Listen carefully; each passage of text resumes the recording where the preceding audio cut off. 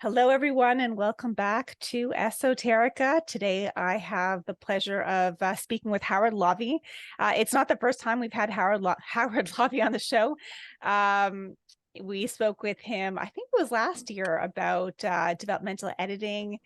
We've run his stories, excerpt from his upcoming novel. So it's great to have you back. I do a little bit of everything. Hopefully, something I do well too. So, You do a one lot. one thing, yeah.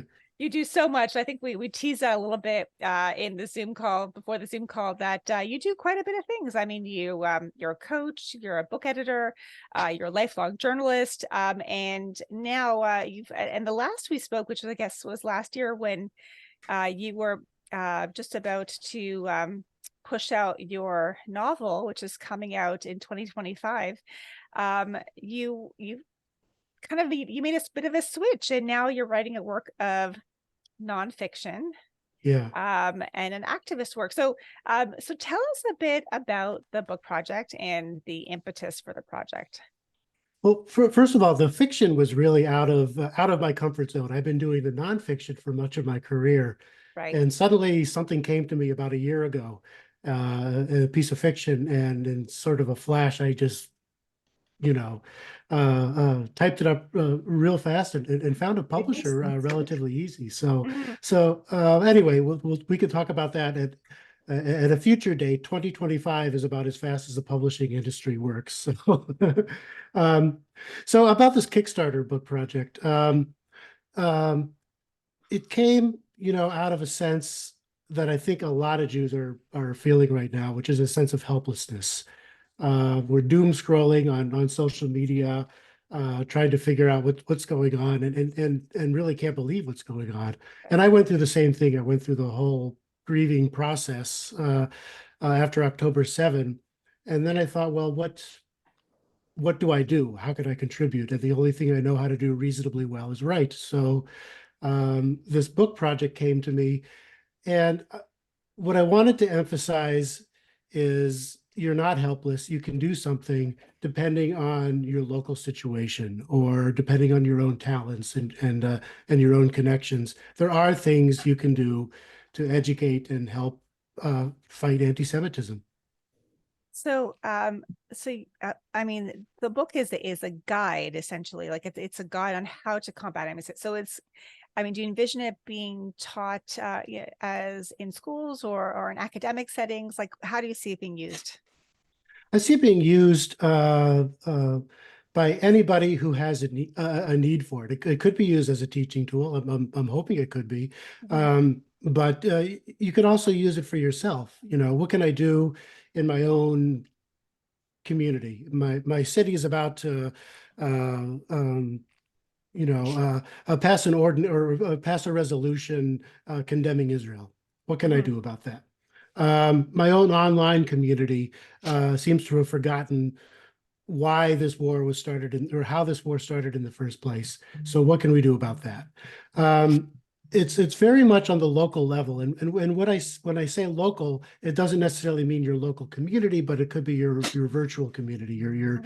your workplace, your online friends, um, uh, and anybody who has a use for it.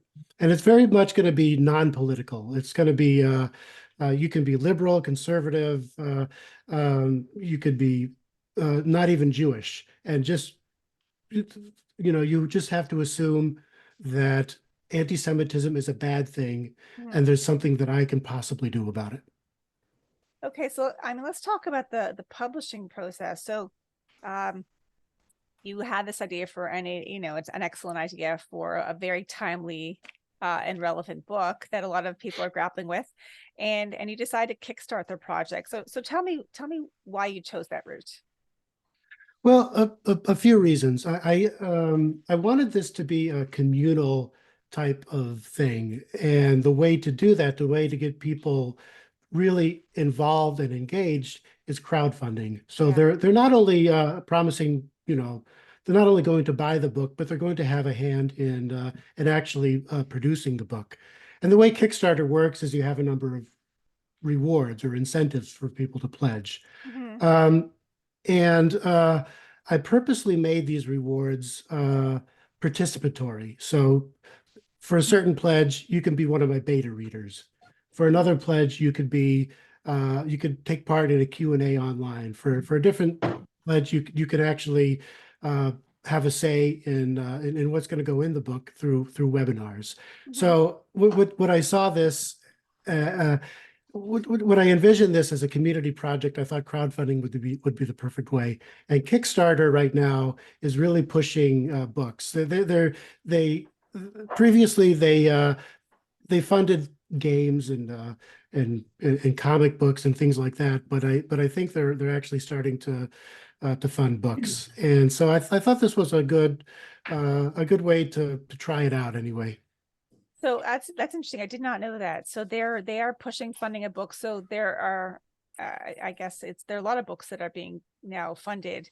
So and so would the goal then be, once the book is fully funded, then you would publish it yourself, or would you still work with a different publisher?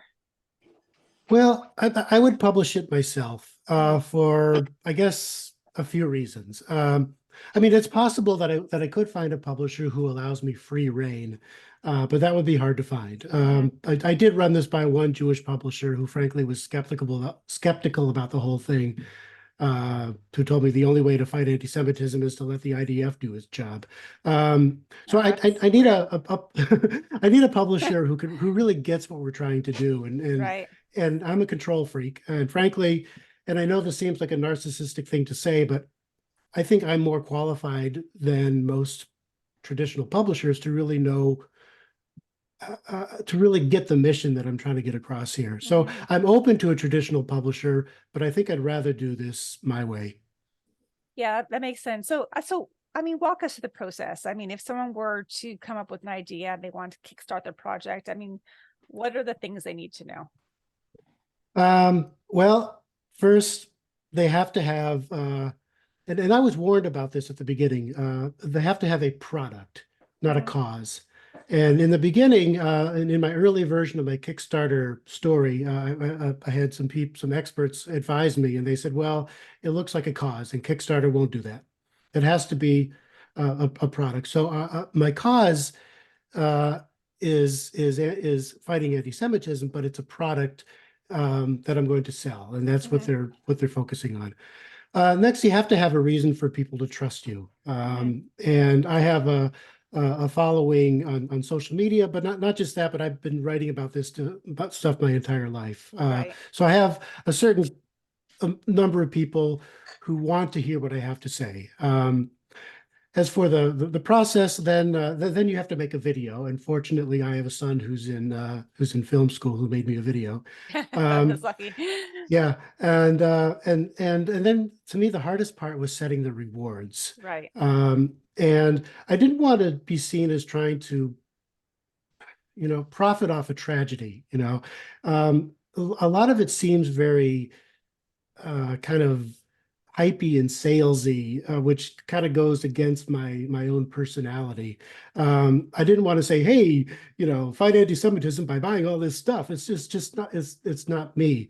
So the only physical thing that I have as a reward is the book itself. Right. Everything else is experiential, and I think that's really kind of uh, um, what my potential donors need, and it seems to be working too.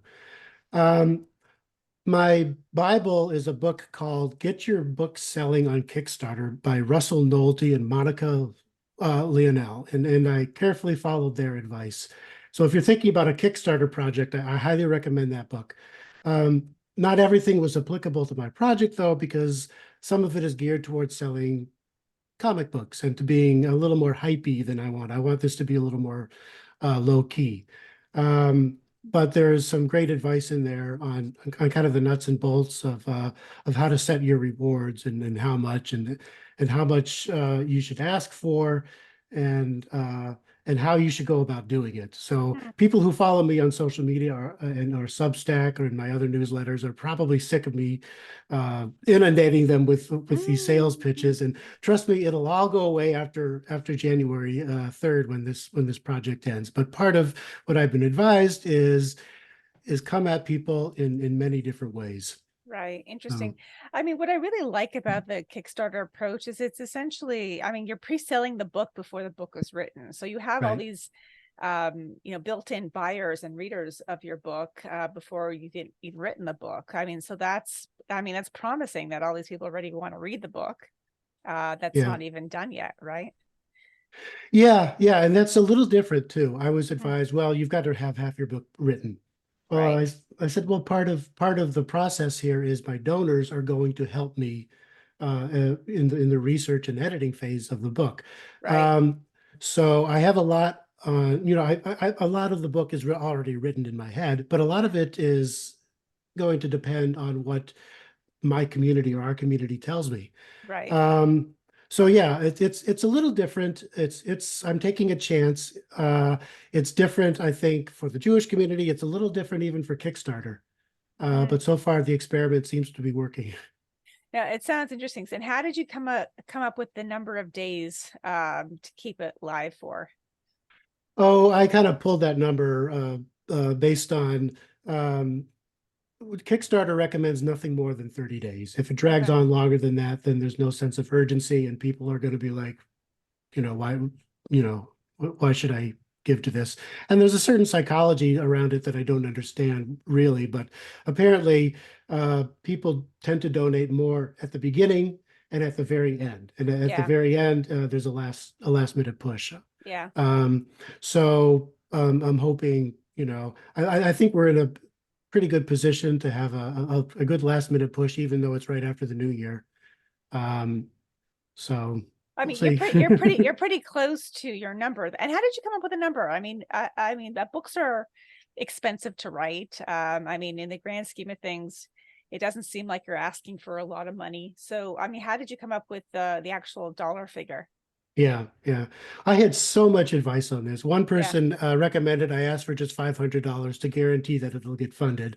And I'm like, well, that's great, but $500 is not going to pay for a day of my work. Right. Um, I settled on 5,000 for a number of different reasons. It's enough to get me started.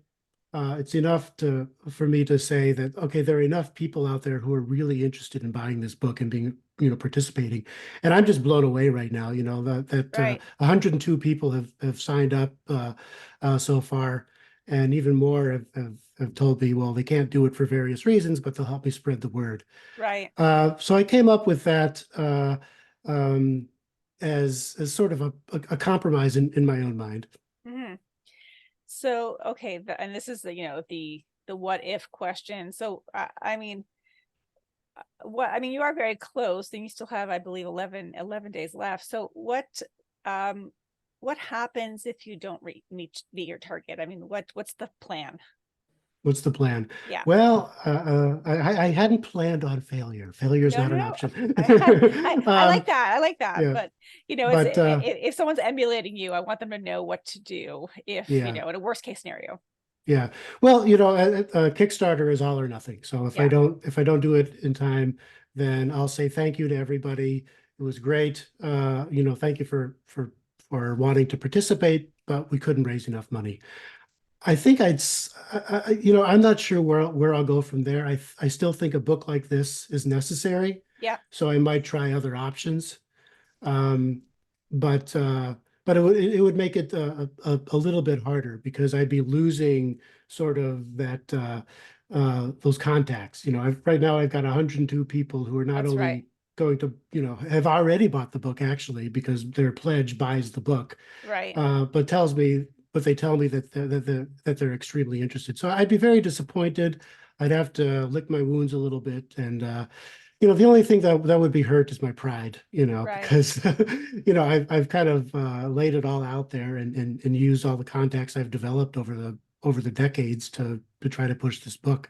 Right. So Oh, I mean, let's put the good vibes out. I mean, that you're gonna get this, and I have no doubt that you will, and hopefully more people watch this video and will contribute to your Kickstarter. I mean, I know I have, and I will yes, thank continue. you, I will continue to do that because I think it's thank it's a you. great project.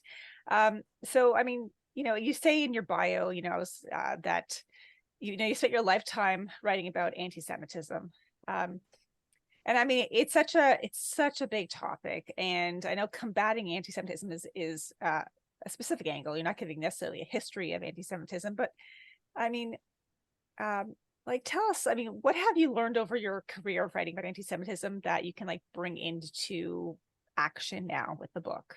Yeah, yeah. I think in general, people are more reasonable than they seem, Mm-hmm. especially if you live your life online. And I know that you smartly have gotten rid of X, or Yeah. formerly Twitter, and I'm sure your life is a lot more is a lot more pleasant without it. I'm in there sort of in the trenches, but I think people, if they understand that, for example, from the river to the sea, Palestine will be free is not necessarily a call for everybody to just get along with each other, but it's a call for genocide against Jews. I think there's a vast majority of people in the middle who um, need to be educated, and if Yeah. there's one thing that we Jews do well is teach. Mm-hmm. So that's part of it. I think people can be taught reasonably well. I think what I've learned over the years is that if you talk to people one on one, there's a way to get people to not necessarily agree with you, but to actually see your point of view. Right. And so a book like this, I'm very much focusing on what you as an individual can do Mm-hmm. um, with your neighbors, with your online friends. There's a lot of frustration right now about, I mean, lifelong friends are friendships are being broken over Yeah, this. it's very true. Um, so if I can get people to calm down a little bit and not to Mm-hmm. think in terms of the extremes, Right. because I think, most Jews are also care about the Palestinians, for example. Right. It's Right. just a matter of in what form does that care take? Yeah. Is it better to get rid of Hamas or not? Um, and if on the surface you think that a lot of these protests are pro-Palestinian, but then you take a look at it and you see that they're not, that they're actually anti-Jewish. I think there are many people out there in the middle who don't even realize that they're being anti-Semitic. And maybe I'm being too optimistic. Maybe they do and they don't care. But I'd like to think that on the individual level, that Mm-hmm. people can talk to each other. Yeah, I forgot that you're still on X, and I used to admire your ability to manage a lot of the I make horrific liberal use of the racism. block button. Yeah. I mean, it's pretty toxic. I mean, I'm a lot of other social media outlets are pretty toxic as well, but that one was specifically quite. I mean, it was quite depressing every time I logged on. So, but you have a really healthy following on Twitter, and I understand it's hard to let that go. Which brings me back to the Kickstarter project. I mean, how much of a following do you need to launch a Kickstarter? Like, do you need to have like a really profound social media presence to get this done? Not necessarily. A lot of authors are big on their own mailing list. Right, And I don't, I started late with the mailing list. I don't have a big one except for my followers on Substack. So you don't necessarily need a huge social media following, but you need to have some sort of base, mm-hmm. and that's true with anyone in the book industry, Right, whether you're Kickstarter or not, whether you're going to self-publish a book, or as you may know, even if you're going to go with a traditional publisher, one of the first questions they ask is, what kind of following do you right, have? yeah. What do you bring to the table? So, for better or worse, with me, it was on Twitter/X. So, I'm thinking, well, a lot of people repost what I write, agree with what I write. Right. So let's see if they'll actually support what I'm writing. And so far, so good. Has anyone on any social media outlets confronted you about the project in a antagonistic way? No, not in any antagonistic way. I've had a few Jewish bloggers tell me that they don't see how this is different from every other book written on anti-Semitism. like Barry Weiss, she wrote a book about anti-Semitism, and then so did so have a lot of people. So I'm trying to answer the question, why is this book different from all other books on Mhm. on anti-Semitism? And this isn't going to be another book about how and why it's a problem. It'll go into the background, but Mhm. it's mainly about solutions. And I don't think anybody's written a book about this. Yeah. So I haven't gotten any open hostility, but I have gotten some skepticism. Yeah, no, I think that's true. I don't remember any other books like this. But I mean, let's since you brought it up, let's talk about anti-Semitism for a little bit. Um, how do you feel? I mean, it's always been an issue. I mean, lately it seems like it comes up, just almost every day. How do you see it changing since the war in The weather between? looks better tomorrow. How do you see it changing? For outdoors or What garage. about this? Oop, One sorry. second. Sorry, give me 1 second. I'm just going to mute. Okay, sorry. How do you see it changing? Well, I gave up writing about Jewish issues for a few years Mhm. because I got burned out. And then something happened in 2016 that coincided with Donald Trump's run for the presidency. Suddenly, a lot of Jews were hit with this vile anti-Semitism, um, mainly from the right wing. Yeah. And and many Jews were shocked, like, my God, this is stuff that my grandparents had to deal with. What's going on? Right. Right. And since then, it's morphed. I like, anti-Semitism isn't a right wing or a left wing phenomenon. It's a disease of opportunity. Hmm. And so it kind of traveled the route from right wing to left wing using many of the same words. Hmm. In fact, I can recognize all the same buzzwords. Um, it's changed in that it never really went away, but people are more um, uh, uh, are more open about it. Right. Another thing is, and here, anti-Semitism itself is a conspiracy theory, but here I am with a conspiracy theory, but I don't think it's a theory at all. There was a campaign after 9/11 on the part of Arab countries, including especially Qatar, to actually give money to universities to influence the way they teach things. And right now, with Gen Z's horrible anti-Semitism, we're seeing the results of that. So I'm Hmm. seeing this as a trend. When I was in college in the 80s, we were against apartheid, real Right. apartheid in South Right. Africa. Now, um, there's a lot of misinformation, as you know, out there about what Israel is and its founding, um, so that the younger generation doesn't see any problem with being anti-Semitic because they don't see it as anti-Semitic. Hmm. So that's how it's changed. It's in a way, it's an old story because every generation of anti-Semites think that they're being, socially responsible by blaming the Jews. Right. This time around, I don't know. I don't know if it's going to be solved in my lifetime. I'm 58 years old, and these kids are I can only hope that they'll grow up and take a look at the way things really are. Hmm. Yeah. It is a little. It's been very interesting, lack of a better word, transition of the last few years. Um, I mean, so okay, one last question about anti-Semitism, and then I just want to focus a bit more on Kickstarter before we sign off. Mhm. Um, the I think that the big question that comes up a lot, and this is kind of, and I'm sure you tackle this in the book. How much of the book has been written, by the way?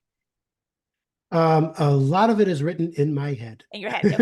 Okay. So I mean, so the big one is, and I hear this a lot from, from people who are very supportive of, being you know, being conscious of anti-Semitism, that anti-Semitism is not anti-Zionism. And so that's like the big thing. Well, you can be anti-Israel, not anti-Semitic. So like, and I hear that a lot from a lot of people. I mean, do you tackle that? I imagine you tackle that in the book, or you will tackle that in the book. Yeah, I will tackle that in the book. And a lot of it sounds great in theory, I'm just against Israeli policy. Yeah. I don't hate Jews. But when you get past the theory and you see what they're actually saying, Right. that no, they're talking about not criticism of Israeli policy, but Israel's existence Mhm. itself. And I go by, and I will include this in the book. I interviewed Nathan Sharansky, Oh, wow. who knows a little bit, a thing or two about the difference between anti-Semitism and anti-Zionism. He was Mhm. a refusenik in the Soviet Mhm. Union and later emigrated to Israel. And he has what's called the 3D test. There's Okay. delegitimization of Israel, demonization of Israel, and double standards in judging Israel. And Mhm. there are explanations to go with each of them. But that's how you can tell that that we're not just talking about criticism of Israel. I mean, Jews are the biggest critics of Israel. Right. You Right. get a few people, a few Jews in a room, and we're going to argue over Israeli policy, but we're not going to say let's get rid of Israel, which I think is anti-Semitic. Mhm. So there's it all sounds wonderful in theory, and the way the press portrays it is all these pro-Palestinian protesters are in the street, and these Jews are claiming that it's anti-Semitic. Well, we actually see on the ground what's going on. People are boycotting, and in some case vandalizing Jewish-owned businesses in cities across the United States.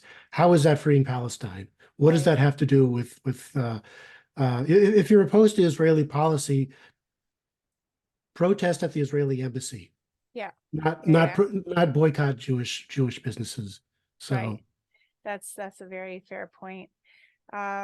Okay, so for an outsider who wants to launch a Kickstarter project, a book project, I mean, you've given us a lot of fodder for starting a project, but like, what's the one thing that you wish you would have known going into this? I mean, how much work is it?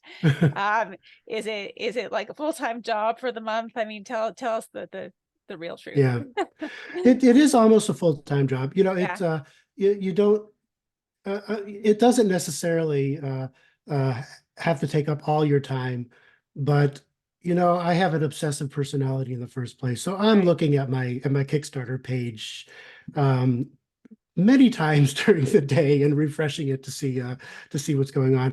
right, A lot of it depends on what you're comfortable with. If right, some people have enough of a following that they could put it on autopilot, send out their emails to thousands and thousands of subscribers, and they'll back everything. right, What I have are people who kind of are familiar with me on the periphery, but mhm, okay, convince me that I should spend my money. right, And to do that takes time and it takes effort. I'm happy to do it, but I also, this isn't paying my bills, right, and at the most, this is going to, uh, give me the money to publish this book. So I'm not getting rich off of this. So I need to actually, also focus on my paid work while I do this. Um, so I didn't know that it would take this much time and effort, but I should have known because of the way I'm obsessive about projects, and right. which is a good thing because once this is funded, I will be obsessive about producing this book. That's So, true. Well, yeah. that's great. Thank you so much for all your insight. Howard, how do they find the Kickstarter if they want to contribute? Well, it's a very long URL, and you don't want me to to repeat it on here, but they can go to howardlovy.com, and it's all over the place there. I think you'll probably run it Oh, with the video. with this video, Mhm. or just Google me. Um, I'm easily looked up. You can email me at howard@howardlovy.com for more information. Subscribe to my Substack. Follow me on X. Um, Not and X. Just yeah, kidding. No, I'm okay. Other people could be on X. Okay. be one of the good guys on X. Yeah. Okay. Be one of the good guys next. I like that. Well, thanks again, Howard. I really appreciate you joining us again and giving us this insight into Kickstarter. And best of luck with the project, which I know will get funded. And again, the title of the book is A Practical Guide to Fighting Antisemitism, right? From Outrage to Action. From a Outrage to Practical Guide. Action. A Yes, practical guide to fighting anti-Semitism. So people that's can right. Google that as well. Wonderful. Exactly. Thanks again, Howard. And we will have you again soon in the new year when you talk about your finished product. Wonderful. Thank you, Okay. Leah. Thank you. Bye. Bye-bye.